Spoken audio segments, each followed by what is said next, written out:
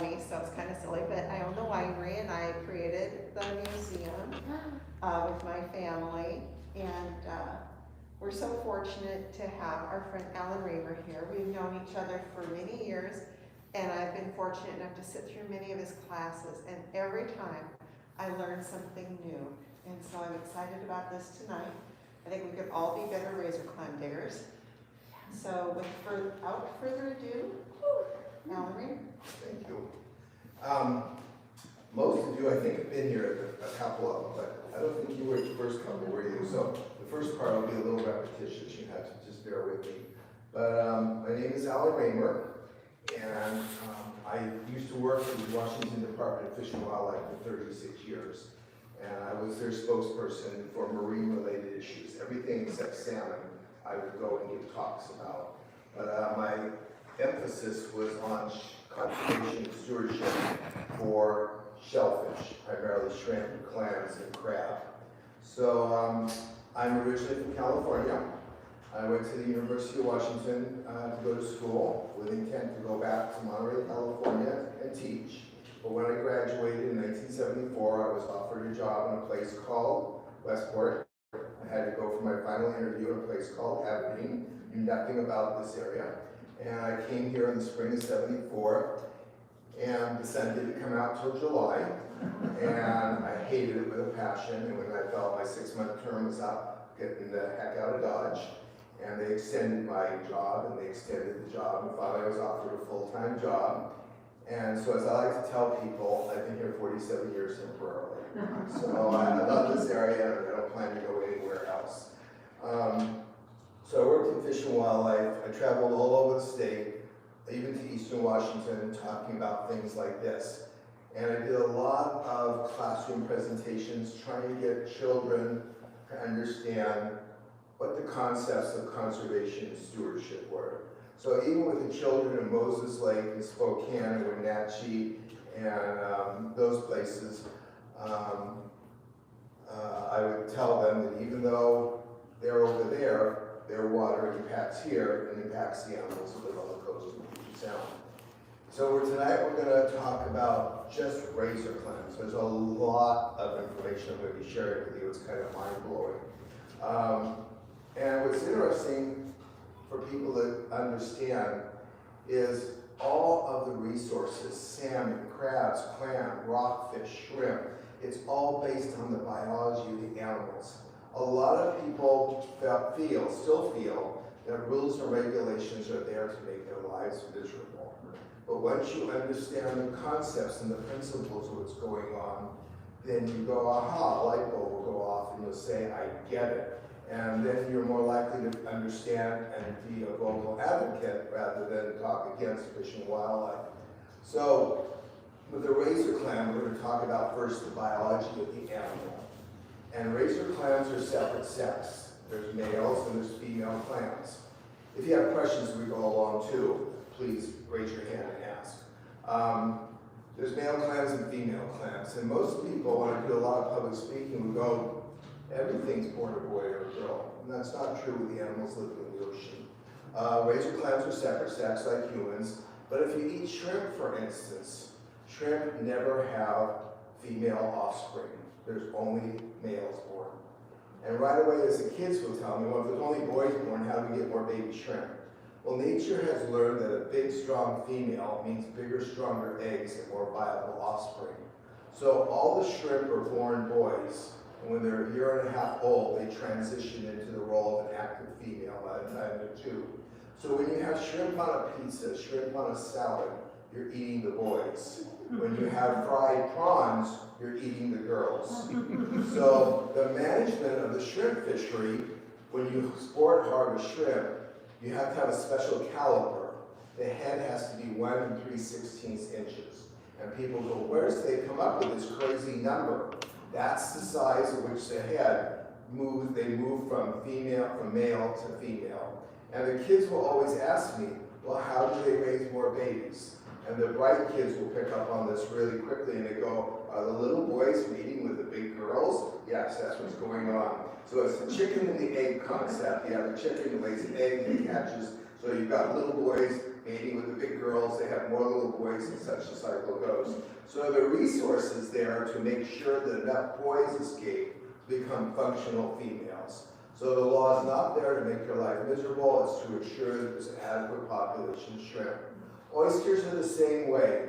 Oysters are almost all males. There are a few females born. If you're born a female oyster, you'll stay a female oyster. Boys transition when they're 3 years old into active females, bigger female, more offspring. So when I tell school children this, the boys are usually devastated. So I have to make it fair on both sides. There are many species of fish that only have female offspring because a big male can protect a lot of territory and protect a lot of females. Grouper, giant sea bass, wrasse, and angelfish. The big territorial species only have female offspring. And when the females get really big, they turn into a boy who can protect a lot of area and a lot of girls. For instance, if you like eating rockfish do not mature until they're about 15 to 30 years old. That's the first time they're going to have babies. The deep water species of rockfish, when you hear of red rockfish and you're having snapper, most of those don't mature and have their first family until they're 50 to 75 years old. Wow. Many of them are in deep trouble right now because they've been overfished. And we won't see some of those species in my lifetime again because the trawlers have been so good at getting the deep water species out. And they age these fish based on the ear bones. They have what's called an otolith. And the otoliths are like tree rings. So they can take these rings out of the ears and they can age them by cutting them in half like tree rings. But razor clams are separate sex. There's males and there's females. And the only way you can tell is, I've told the kids sometimes, the boys wear nice little pants and the girls have dresses on, so that's what you look for in the sand. But then the only way you can really tell is in the spring before they spawn, the digger or the foot, if you open it up and it's granulated like wet sugar, that's a female. Those are all the oviducts. If it's smooth and even consistency and like sour cream, that's a male. So they're called broadcast spawners. I have a fancy chart I use, but Fish and Wildlife is closed, and it shows the life cycle, so I couldn't get it this time. But in the museum here, I think you do have a life cycle chart, don't you have, Kim? Yes, it's right in there. the museum inside the door. So they shed their gametes into the water, and it's a chance meeting. A female clam will produce about 20 million eggs. So they get fertilized, they float around in the water, they hatch. All clams and snails are born shellless. They don't have a shell. A baby clam looks like a fat letter T with a mustache or a hula skirt going around the middle, and it undulates like a hula girl in the water. And after about 48 hours, it has a spot that looks like an eye on it. At this point, they're only half the size of a grain of sand. That spot pulls calcium out of the water and builds a shell around our baby. And our baby is now the size of a grain of sand. So very small, drifting around. Everyone's always known that the thickest population of razor clams is up on the North Beaches near Mo Cliffs and Pacific Beach. There's less, as we come south, less on Twin Harbors, even less on Long Beach. So it's hypothesized that the nursery area for all our razor clams was somewhere up on the North Beaches. And in 1985, I got to work on a project where the guy I was working with developed a vacuum cleaner that could suck baby clams out of the sand in deep water and bring them onto the boat. And this became very, very successful to bring them up undamaged. Each day we were harvesting between 8 and 10 billion baby clams. And then we were coming down here with buckets of them at night and trying to replenish the South Beaches here. It didn't work. So in 1988, the legislature took away the money for this project to suck baby clams off the coast and supplement the beach. It was very labor intensive, but it didn't work. So we found this nursery area in 1985. There's an area up north called the Copalis Rocks. There's a submarine canyon up there, and we found that all the baby razor clams settle in the canyon. The eggs are fertilized in May and June. They hatch, they drift around, And then about August, they settle into the deep water and the currents take them to the Copalis Canyon. This canyon was found to also harbor baby Dungeness crab and the deep water species of razor clam. There's 2 species in Washington, and baby rockfish. It looks like a giant nursery. And I got to see some video footage of all these little baby animals down in this canyon. Well, when October comes, the razor clams, using their digger, would go up the sides of the wall of the canyon. The deep water babies would head west, and the shallow water babies would head east. So in October and November, they start showing up on our beaches, up there first. In the fall, the nearshore current flows to the south. So it carries the seeds like dandelion seeds to the south. So they're being spread out, they're being put on the beach, and the currents are taking them down towards Long Beach. So they can't hold on until they're about 1 inch to 1.5 inches. So they're being deposited on the beach, off the beach, on the beach, off the beach, and they're moving south, all the baby clams. But when they get to about 1.5 inches, they can hold on. So if you've been an avid clam digger, you'll know that some years they're high, some years they're low, some years they're mixed, and some years it looks like we lost them. When we lost them, usually at 1.5 inches, they settled in deep water. So that year class is gone to us. Doesn't mean they died, we just don't have access to them. In the late 90s, the best digging was very high on the beach. The baby clams, when they reached 1.5 inches, got deposited up high. Women diggers historically did not like to get wet and be in the surf. So they wear little boots and they stay up high. The men like to be in the surf with their tubes and their guns. In the late 90s, it was absolutely a hoot because the women had bigger clams. They were back sitting, getting warm in the truck, while the men were still pounding their little tushes out of the surf. So the women were working up high, and they got the advantage in the late 90s of all the big razor clams. But mostly they settle overlapping each other. So it's very important as a digger, when you see a big hole, you quarter size. You want to go, usually the hole is indicative of the size of the clam you're going to dig. So we're going to talk a little bit more about this, of how they know where the big ones are, where the small ones are, who's better, who's not, what beaches are better. So in the old days, there are 4 beaches. You can come up and take a look at this later.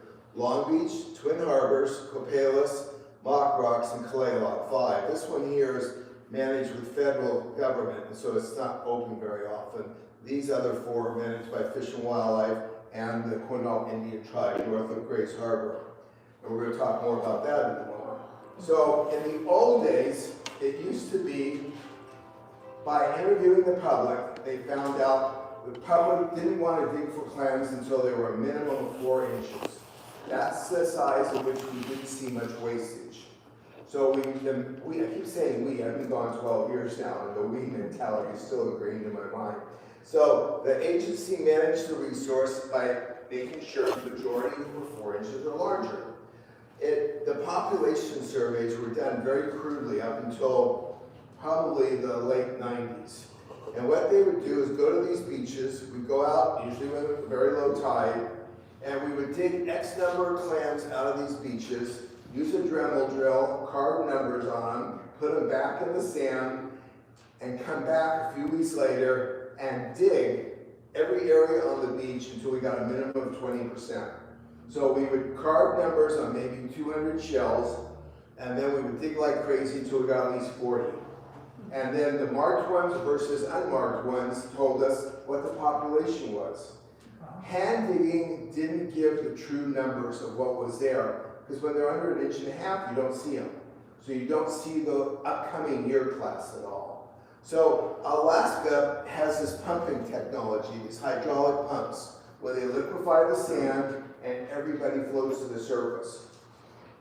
So what they do is they have a computer program, and the computer, starting down at Benson Beach in Long Beach, all the way up to Kalaloch, generates a grid. It's randomly done, so it can't be biased, and it's 600 feet of beach. They know from the lowest point in the water to the highest point, about 600 feet, that clams can exist in that range.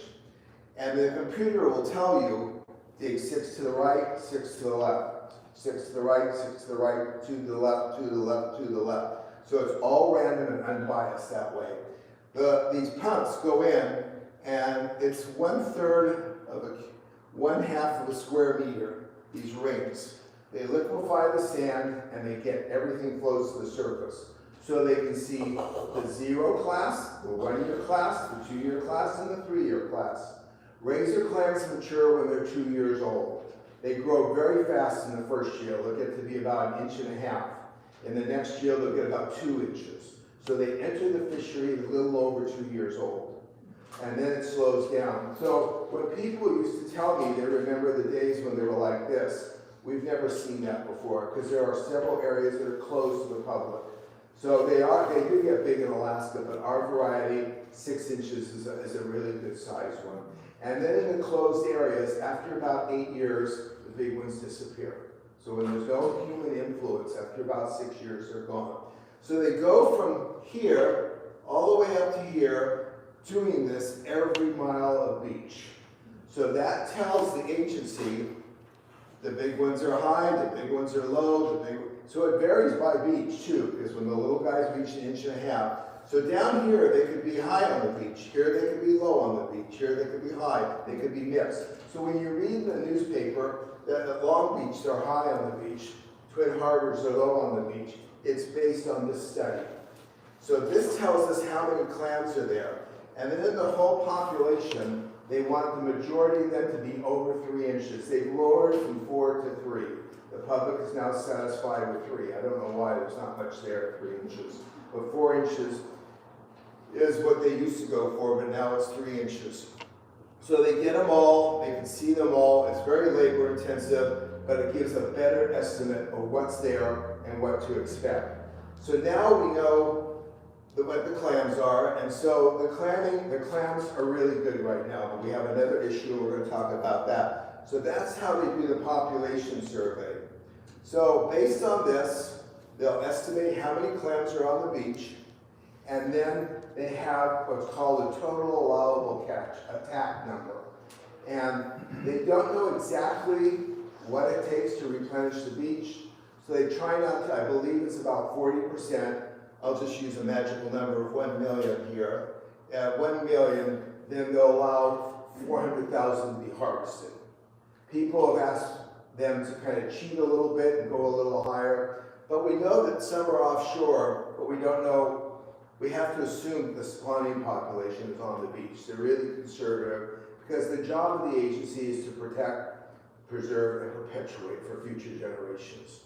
So they allow about 40% of the known clams over 3 inches to be harvested. So now we know the number. Well, up until either early 90s, they would set the seasons for all 4 beaches. Well, the Judge Bolt rendition came in 1974. And in the 90s, Graffiti, I believe, was the judge who said the Judge Bolt decision should have been extended to shellfish too. It wasn't just salmon, it was meant in perpetuity for shellfish. So the treaty area is the mouth of Grays Harbor north. Twin Harbors and Long Beach do not have to be shared with tribal entities, but north of here they have to, 50%. So they work together up here on Copalis and Mock Rocks to figure out how many clams there are, and since they get 50%, then there's a non-tribal entity and a tribal entity. So I'm just going to use 1 million because it's an easy number. So we get 500,000, they get 500,000. I know it's a lot more than that, but it's easy to understand with these numbers. So when the seasons are open for us, they try to do it on non-tribal days, so there's not a conflict. There was conflict initially, they were doing it at the same time. They're allowed 60 clams individually, we're allowed 15. So people would see someone coming up with 60 in their bag and call the cops. They didn't realize they were tribal people. So they separated them out now. So what's interesting in today's world is people, visitors, will see people digging and they'll say, I didn't see anything in the news, no one told me. Well, what's going on is the tribal entity is going for their share. On a really good weekend up here, you'll have 20, 30,000 people. They had, at my last count, 209 registered diggers. So it takes 209 people a lot longer to get their share than 30,000 non-tribal people. So what they have done over the years, since they have a casino here, they have learned that if we can't get our share, it's to our advantage to open it up to non-tribal, because that means they're going to stay at our casino and eat and gamble and everything. So they have given part of their allotment back to the agency quite frequently, because it's in their interest if they can't get them all, to give them back. So this is co-managed up here. And so what we do to figure out, let's say now we're allowed 500,000 clams. How do we know how many clams we took? And that in itself is really fascinating.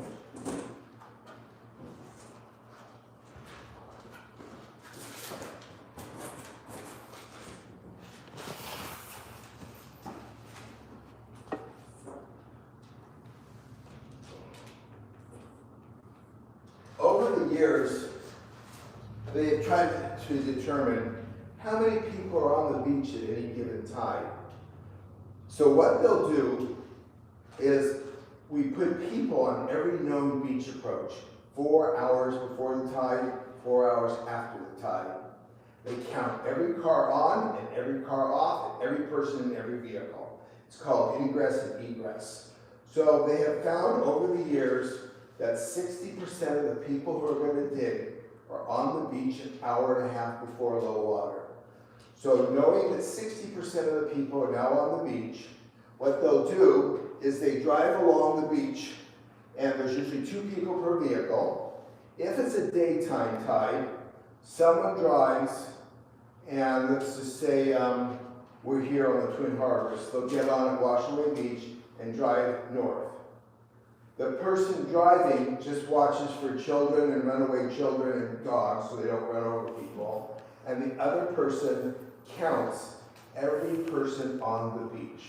You're absolutely nuts by the time you've gone those 12 miles. You have a clicker in each hand, and you're clicking away like crazy. And then at the end of a mile, the driver will say, stop. And the driver records how many people did you count for that mile. Writes it down and starts again. Some weekends at Copalis, we've done 25,000 people in about an hour and a half. Just click, click, click, click, click, click, click, click. Your eyes, you can't even see when you're done. Because they're moving around, they're like little ants. And so they'll tell you to stop, and you try to freeze on where you're at. And then they'll say, okay, resume. And you start click, click, click, click, click, click. And you get to the end and you're ready for a stiff break. But what we'll do is count everybody on the beach. This is an hour and a half before low water.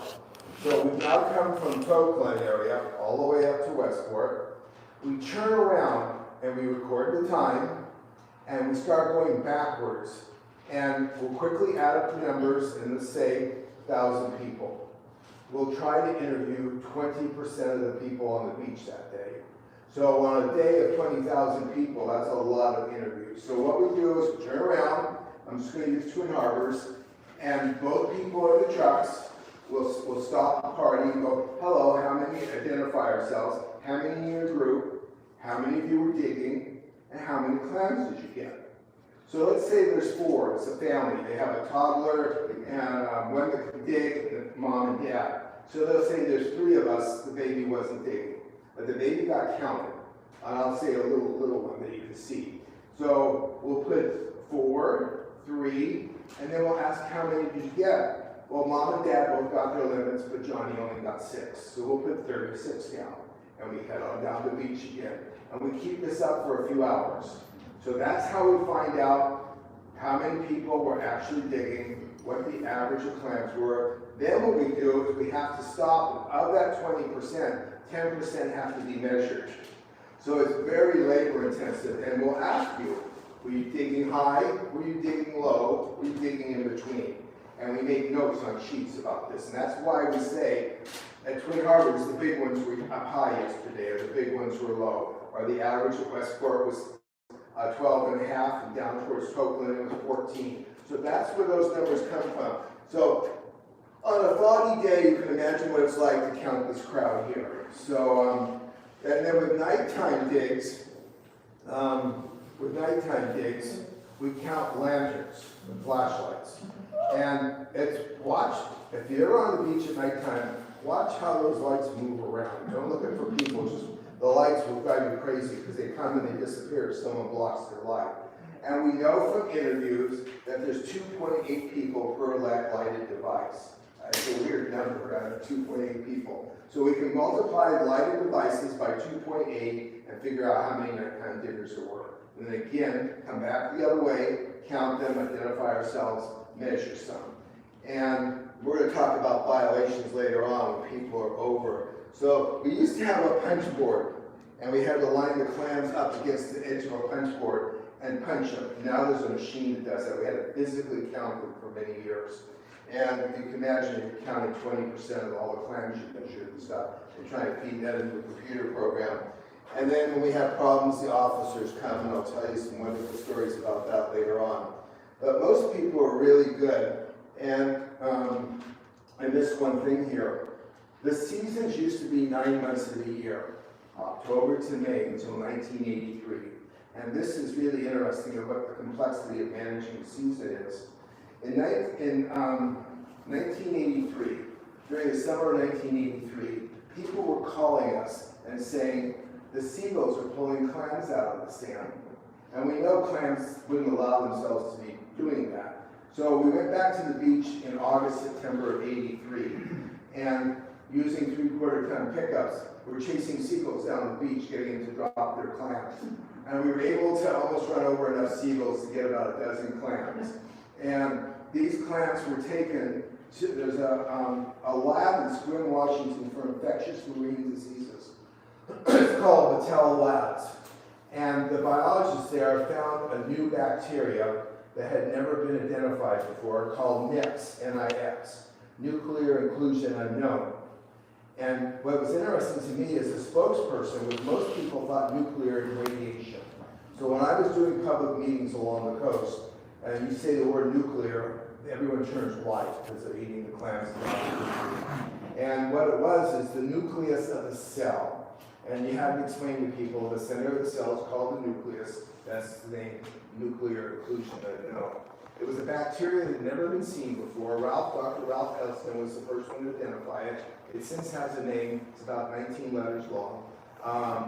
But this bacteria, disguised as nuclear material, would enter the cell would expand, and then it would blow up.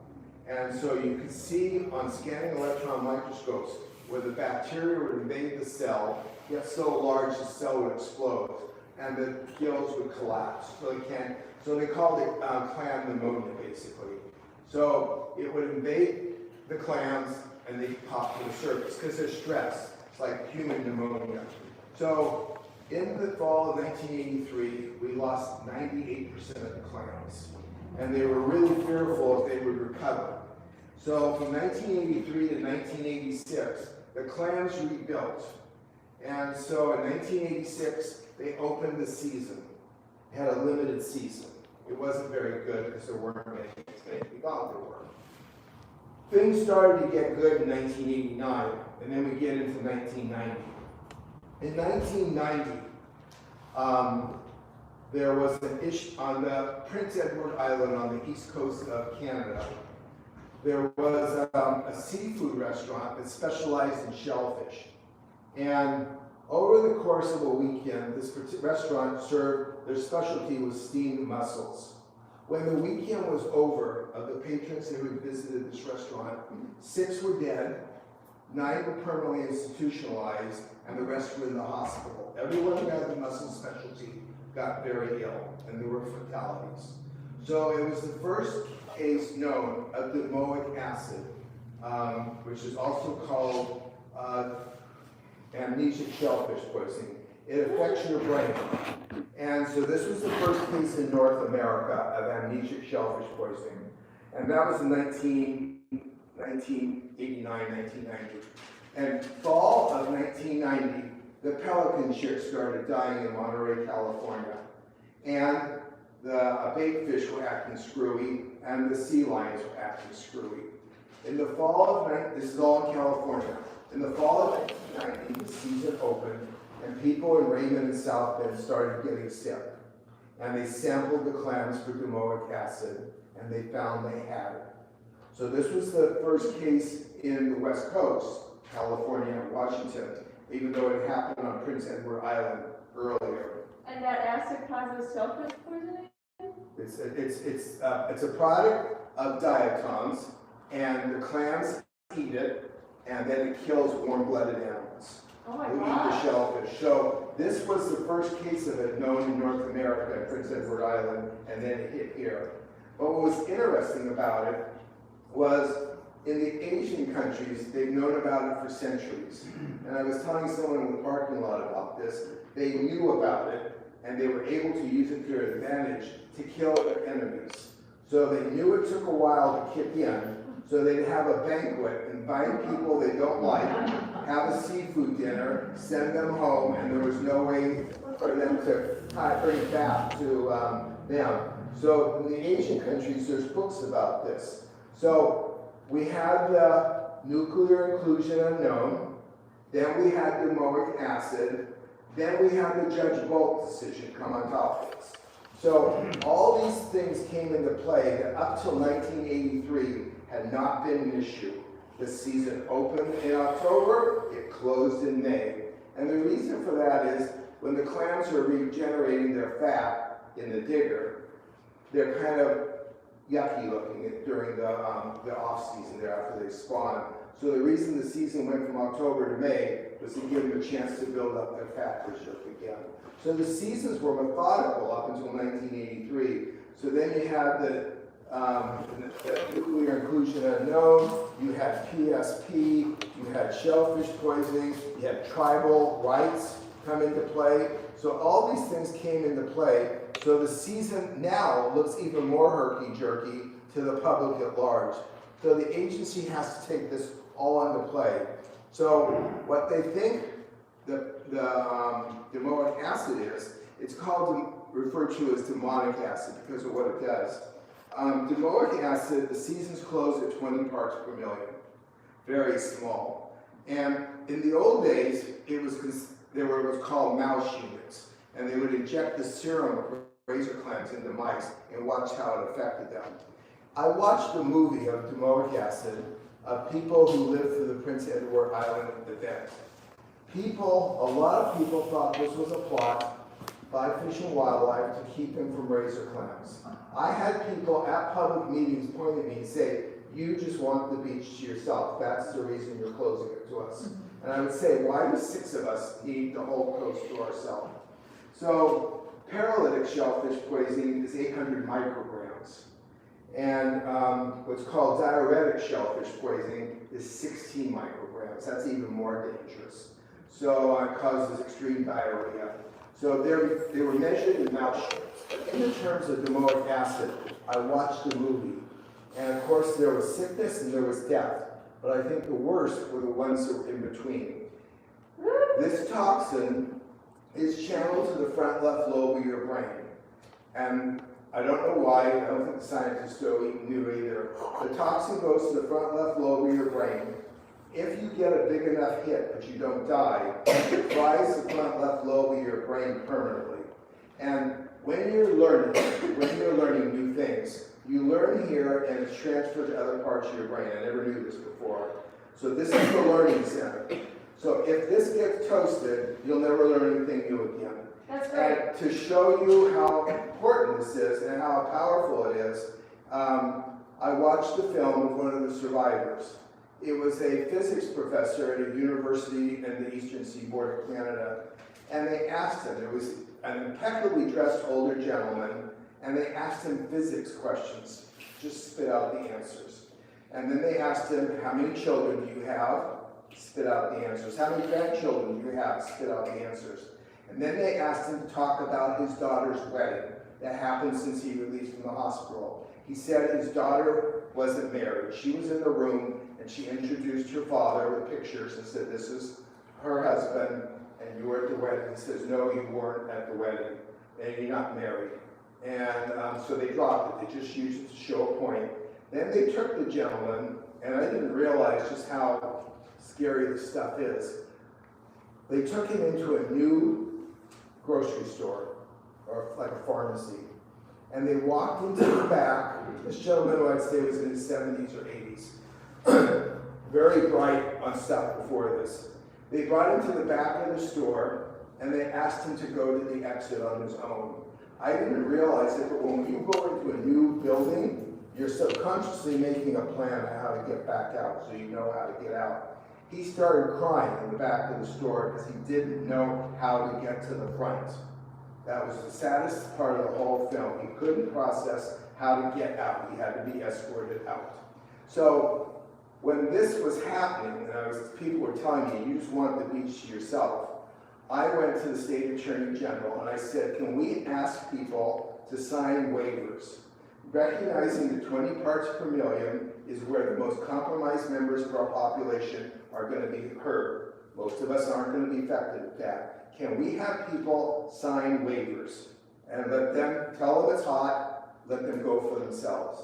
I learned at that point that you can't sign away your right to litigate. Nothing we could hold up in court. So then what I started doing at my public meetings, I did this on my own. It didn't go over really well, but it got the point across.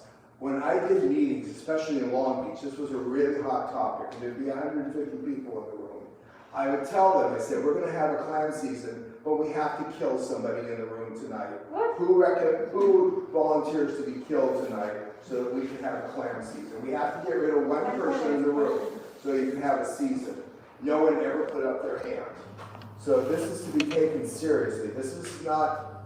So the acid actually went into the water itself too? No, it's in the plankton, and the clams eat the plankton, and when you digest the clam, it transfers to your brain. Well, are you just afraid that people are just going to straight up eat clams while they're swimming? No, they're not swimming, they're living in the ground. You dig them up, and then you clean them and eat them. And people do that a lot? Not now, not when they're hot. They're hot right now. So what's interesting about the razor clam is most clams, we eat the whole thing. Oysters, we eat the whole thing. Razor clams don't depurate with toxin.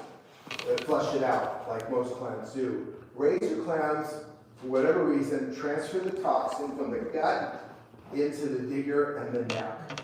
So it's in the flesh. You can't wash it out, you can't freeze it out, you can't cook it out. Razor clams a few years ago on the Twin Harbors were at 3,000 parts per million. So they were the hottest anywhere found on the coast, the ones that create like 20 parts is where it can start hurting you. These were 3,000 parts per million. So it's not something to take lightly. The agency is going crazy right now because there's big clams up and down the coast. And it depurates very slowly. They're getting very close to being at the threshold mark right now.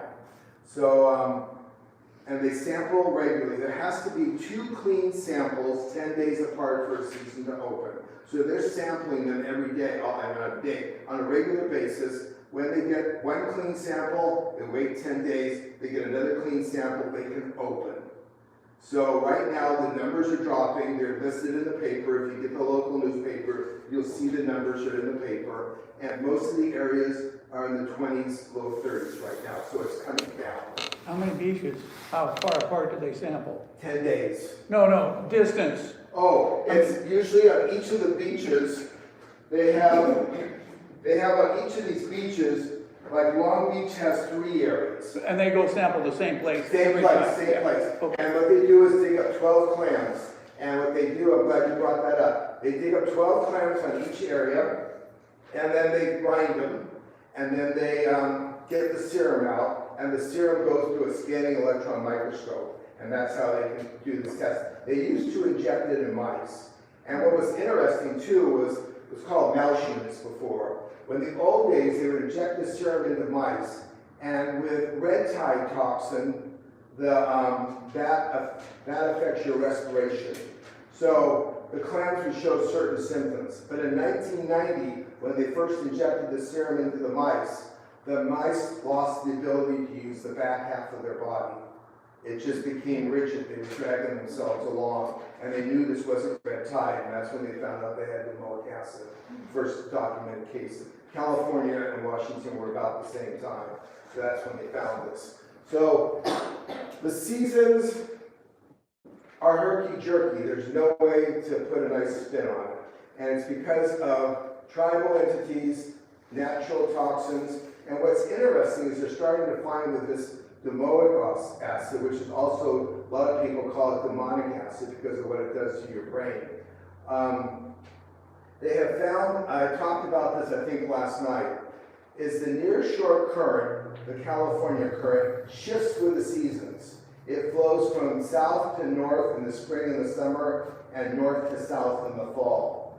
We originally thought we blamed this on Victoria, British Columbia. They do not have major treatment plants there. And they pump, Port Angeles has state-of-the-art facilities, and Port Angeles has no facilities, dumps all their sewage into the Strait of Juan de Fuca, and the hottest spot on the west coast with the mouths of the Straits of Juan de Fuca. So it all gets flushed down off our coast in the fall and the winter. And it's a phytoplankton. It's called Pseudonychia, and it needs nutrients to proliferate. So they thought it was tied in with the sewage coming from the mouth of the Straits of Juan de Fuca. And it turns out that in recent studies, it's iron dependent. The one that produces this toxin needs iron in its system. And so in the last year and a half, they're beginning to think it's flushing of the fertilizers from cranberry bogs. So now they're starting to look at cranberry bogs really closely, and the fertilizer, and what's happening down at North Cove, the breaching there of that area there, and the runoff from the cranberry bogs. And it needs iron in order to go toxic. So they don't know if it's a combination of both or one, but the Pseudonychia needs iron to go through the roof. Do they have this in Alaska? They have razor clams in Alaska? They have 8 varieties, but they don't have the toxin. They don't have the toxin. They don't have the toxin. But They what's have going on? PSP, but not the toxin. Yeah. But what's interesting is there on the Kenai Peninsula, the razor clam populations are plunging in the last few years. They don't know what's going on. They're down very, very low. They have no commercial digging. I don't think any recreational digging right now. How many tankers? And they don't know what's going on. They wonder Exxon Valdez and that kind of stuff that's going on. They don't have it. So all these things come into play when you hear, like for instance, they opened it in September, closed it in October, and you think, what are they doing to me? People want to plan their vacations, and that's unfortunate, but they can't give them like they used to their vacation. They can't plan far enough with their vacation. When you're on the beach, there's 3 phenomena that I want you to watch out for that people commonly contact the agency. One is you see all this mucky, brown, stinky stuff that looks like treated sewage sludge. That's what the clams eat. It's a diatom called armada. It's not toxic. Excuse me. Armada makes the clams big and fat. So when the water is filthy, dirty, and cruddy looking, everyone goes, yes, I want more of that, I want more of that. Unfortunately, when you trap it in your car or get it splashed up underneath, as I found a couple Wednesdays ago when I drove on the beach, it's nasty when the car's parked in the garage, it's baking there in the garage. But the more sludgy stuff there is on the beach, the better it is for the clams. What causes that block is the little diatom that makes the called armada is like a little rectangular box built of silica.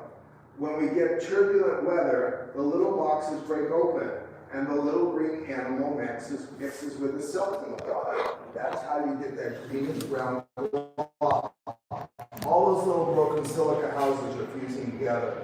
And if you touch some of it, and without getting sand on it, if it piles up deep enough, it feels like pumice soap from the soaps you have. And what you're feeling is all that silica that's in the little animal's body is breaking up. So more glop on the beach means bigger and fatter clams. The other thing people see are the crab molts, especially in the spring season. And they would call the agency to report the crabs are dying, the crabs are dying. But what's going on is they're molting.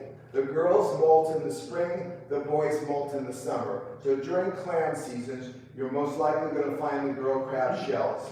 And the little ones, as I was telling on Monday night, little crabs are like little human beings. They're eating their parents out of house and home and changing their clothes all the time.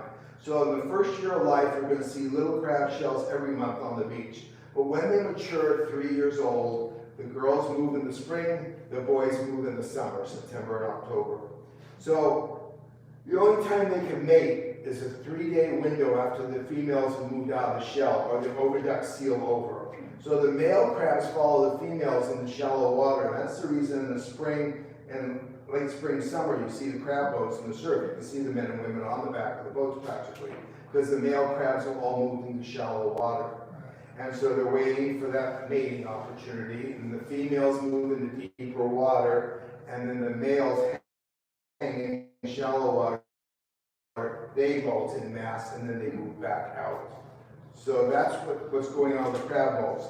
When you clean your crabs, when you clean your clams, it's not unusual to find a pink worm inside that looks like a leech.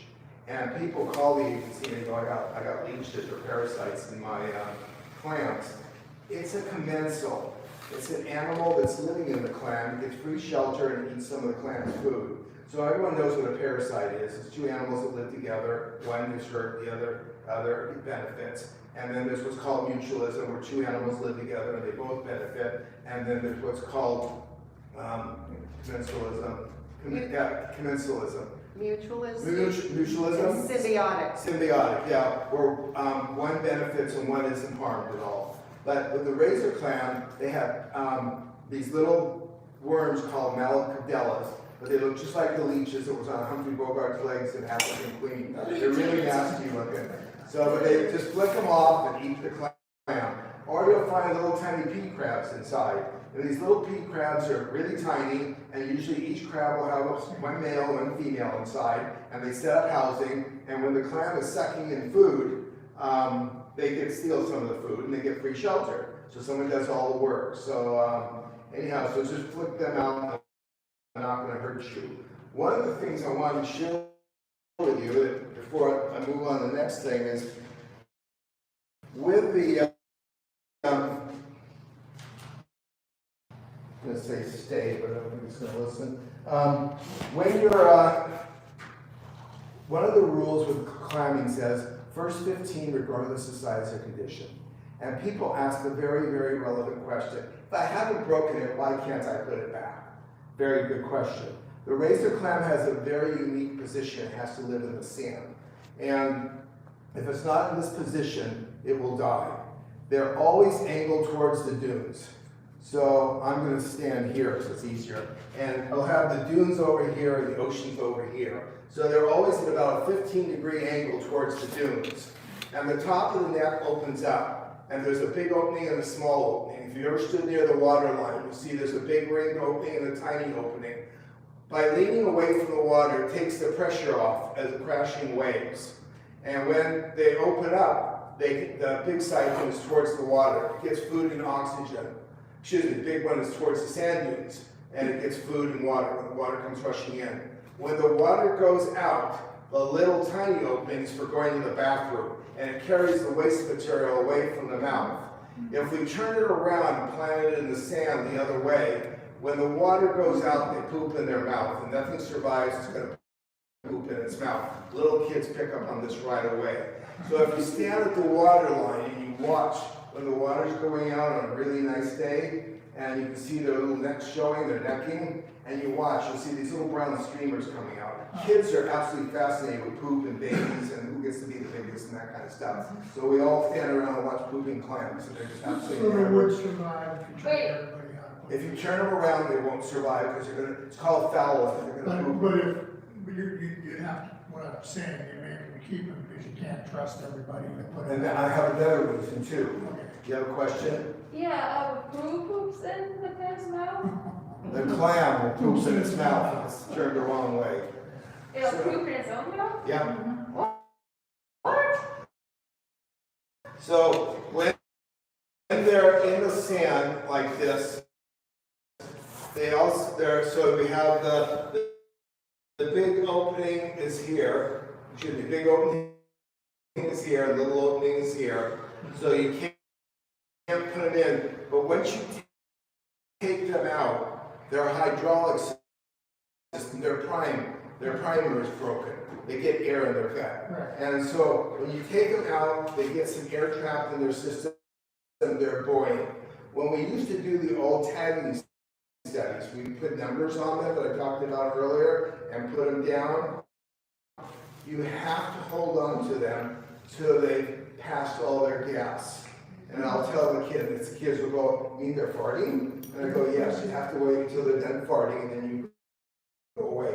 People aren't going to spend the time figuring top, bottom, front, back, hasn't passed all its gas yet. They're going to shove it in the hole. And so that's there for a reason. First 15, regardless of size or condition. As long as they're head up, and they're going to survive. So, because regions, but they were kind of target members of Clams. So in 1980, I decided to have all the officers give me copies of their tickets. Washington full. There were no regulations, there were no licenses, and for that population, it was a right. So then in the late 80s, early 90s, I did it again. I went through the tickets. I did it in 80, 65 to 75. In the early 90s, it changed. It went to Grace Harbor, Pacific County, then between 45 and 55. Their fathers were now gone, but they trained them well how to poach. So these men was our new poaching group that we were working with. Demographically, out-of-staters are the most observant of all of the regulations. They realize there's something special here that they didn't have where they live, and they want to protect it. So in the 80s, the Oregonians on Long Beach Peninsula were like 23% of staters, and they were like 2 or 3% of the violations. So proportionally, they were very observant. Well then, in the late 90s and early 2000, something changed. Gas is going up, a lot more people are discovering the resource, and the violators are changing now. Most of them in the late 90s, early 2000 were people from the I-5 corridor. Portland, Olympia, Tacoma, Seattle. And age-wise, it was all across. There were now teenagers getting tickets. On one of the days, I caught a family from Olympia up on the North Beaches, and they all had between 38 and 54 clams each. And the father said, well, I thought the limit was 30. I said, doesn't matter. Even if it was 30, you're 38, 42, 54. And he said, I guess we just lost count. And I said, I'm sorry, I'll have to have an officer come and talk to you. And I couldn't give tickets, but I can hold you. And at that point in time, this overage was a misdemeanor. If you're a teenager looking for work, you have to report now that you've had a violation.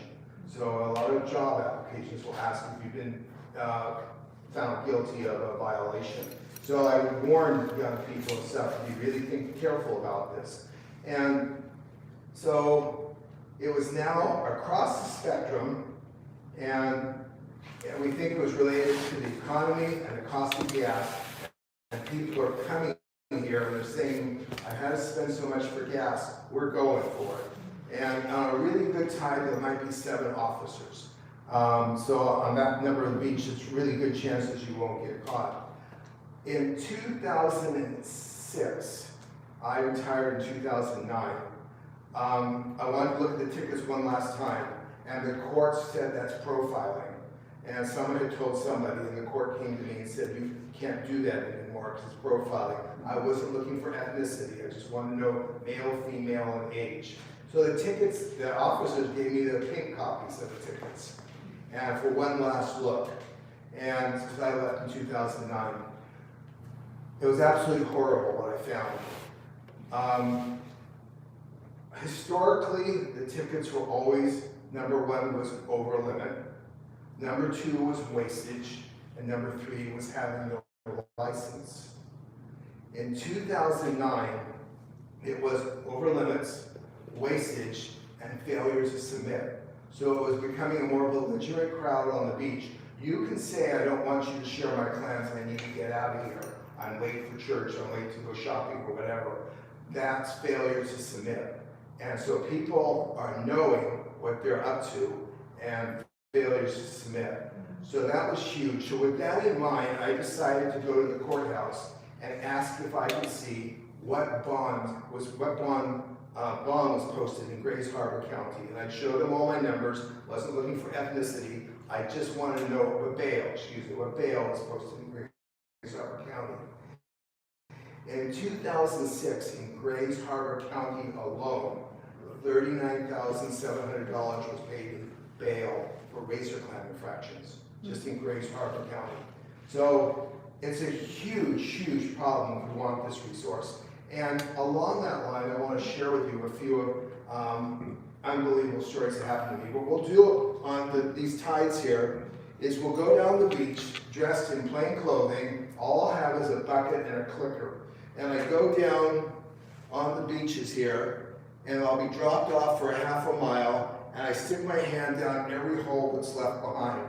Just up and down, up and down, up and down. I couldn't do it now, I've had spinal surgery. But what I'll do is I'll go down, it has to be in lots of 100, 200, 300, 400. Every hole I find a smashed clam in, I click. So if it gets about 8%, 8 out of 100 holes with wasted clams in it, they have what's called an emergency closure for wastage.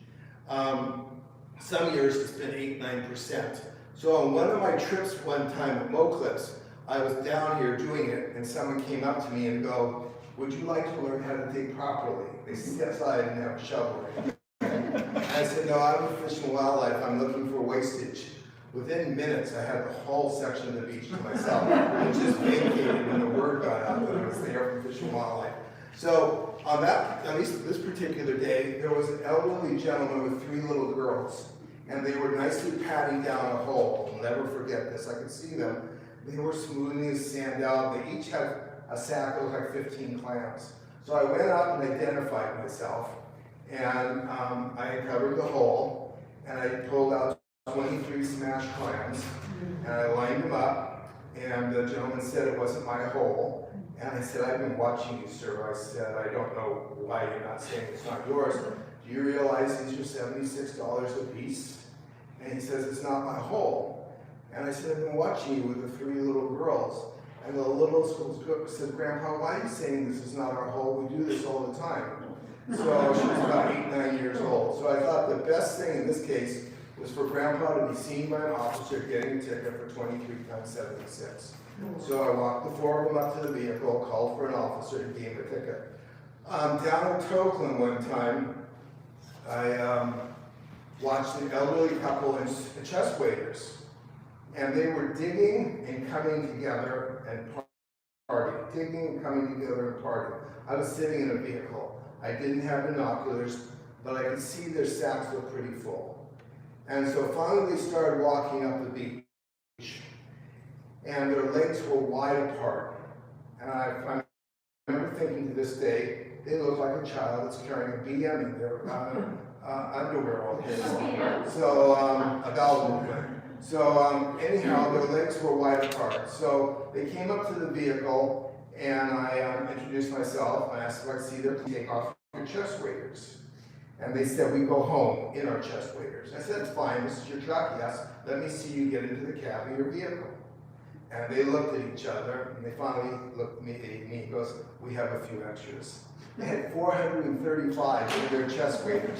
When the officer came to give them a ticket, they were 80 and 81 years old. I complimented them, one, for being alive, for being able to dig that many clams, but this was a horrible legacy to leave to children and grandchildren if they had it. At that time, that would have been probably the early 80s, the tickets for the 16th clam to the 30th clam were $10 each. Starting at number 31, it was $19 a piece, and they had 435 on them. So I stayed there while the officer did all the stuff. That was the biggest ticket I was ever part of.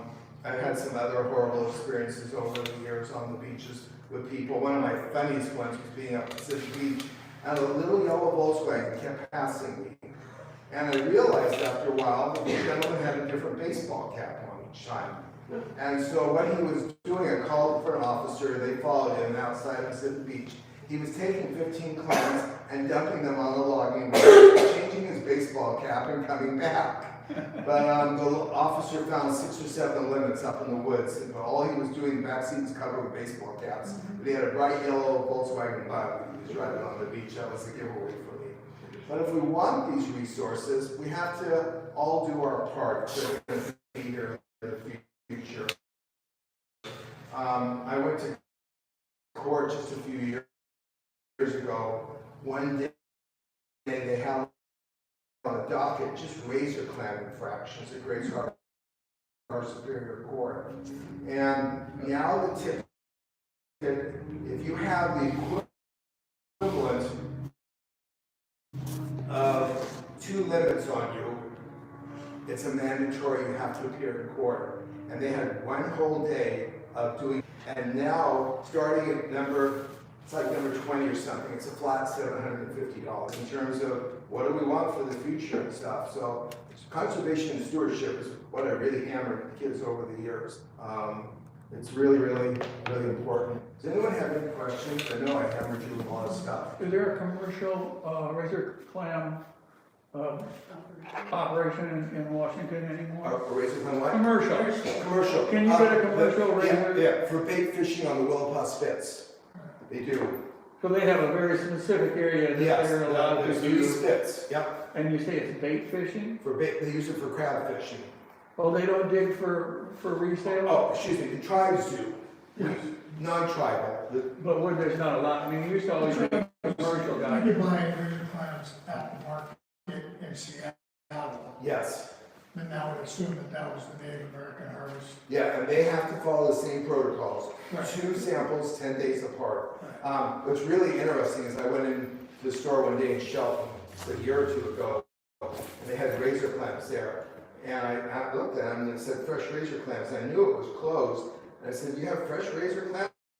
She goes, "Yo, yes." It was a young lady. She goes, "Those come from the beaches of Shelton."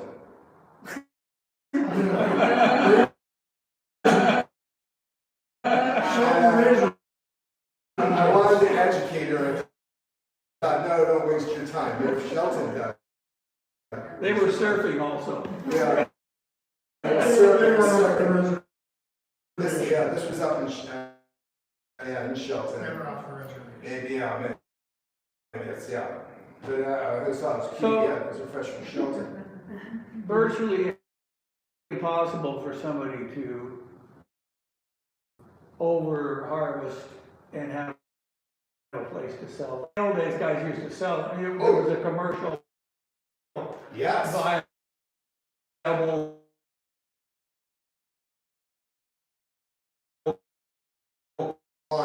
The banquet would go forward or end, but he journaled in 1792. So the tribal people knew about this all the way back then. And not probably just that particular one, but all the paralytic. Yes, they knew they, through the And school, the other ones. through the school of hard knocks. So the clam bake is not a bad idea to go last, right? Yeah. Yes.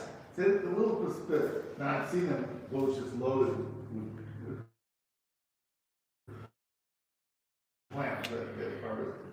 How come they're only sold for bait? How come they're not sold for human consumption? That's it. Is that deep water? or are they harvesting Squid when it's fishes there? longer, Just dig clams up- fish better, or vice So versa. you don't know what will cause it to have that, it's something You don't know to what produce trees- to come. That's still allowed commercially. Of Long Beach Peninsula. Long Beach, that's what I thought. Yeah, you have to take boats out. I didn't know if it was that or the other side. Yeah, no, it's right at the mouth there. Were they dredging or just past where they're dredging or, They're shifting all the time. yeah? Yeah. How many clams are they bringing up when they're dredging? I don't know. Used to be there was grass on a lot of those islands out there. There is grass still. Oh, is there? But when it's low, it's very expansive. So when it's very minus tide, there's a very narrow opening here. Most of this becomes exposed at a very low tide. The main channel hugs the Tokeland area now. It's dangerous on the north side here. Are they digging them by hand? No, they have shovels and stuff. No, but I mean, they're not using automated. Hydraulics. Hydraulics. No, they aren't. Just like, okay. No. Huh, I didn't know that. That's interesting. Cool. So thank you for coming. Hopefully you picked up something new. Yeah, thank you. Again, thank you, Alan. So Alan's got one more class this week as part of the grand opening of the Mermaid Museum. Tomorrow night, he's going to be teaching a class on Pacific Northwest sea life and some of the unusual and oddities that we have specifically in this area.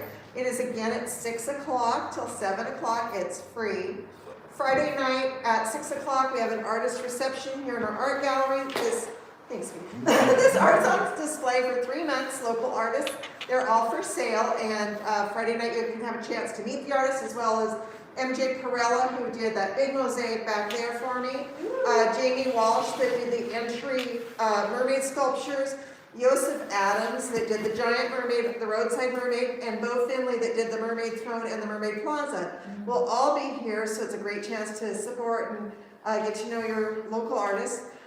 Saturday, tomorrow, Mermaid Miranda is back. Don't laugh at me.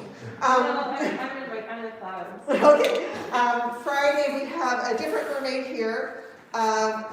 Mermaid Una, the mermaid from Portland, will be arriving with her tank Friday afternoon. So she'll be performing in her tank Saturday and Sunday. She's super fun to be with. I've got another pair of indoor mermaids will be on the throne on Saturday. We have Evening Magazine is filming us tomorrow. PBS will be here filming Saturday. We got a German documentary film crew filming Saturday. So we're all pretty excited about that. Saturday night, 5 o'clock, we have our chowder cook-off, our pro-am competition. At 6 o'clock, the Fisher Poets will be performing in the tent. For Fisher Poets, we're going to need some reservations, but it's all free. Sunday morning, Easter morning, we have the Mermaid Egg Hunt for those who are ages 10 and under, from 11 until 1. We are also doing Easter brunch in the restaurant at the winery. Reservations are required. And that will be the end of the grand opening week of the museum. Actually, we turn right around and we're bottling that week. And then we're flying to Vegas for the gift show. So we're going to go, go, go. And there's gonna be a first ever glass float fair at the Westport South Beach Historical Society on Saturday from 10 to 4. What? Glass float experts from all over the Northwest and Alaska will be When you here. know this stuff going on Saturday, we're gonna be here Saturday. You guys. Saturday, because of- Anyway, thank you all so much. We look forward to seeing you again. Yeah, we got 5 of the top float collectors in the world. Thanks, you guys, for coming. Okay. All right, please like, subscribe. Yeah, please like, subscribe, and share.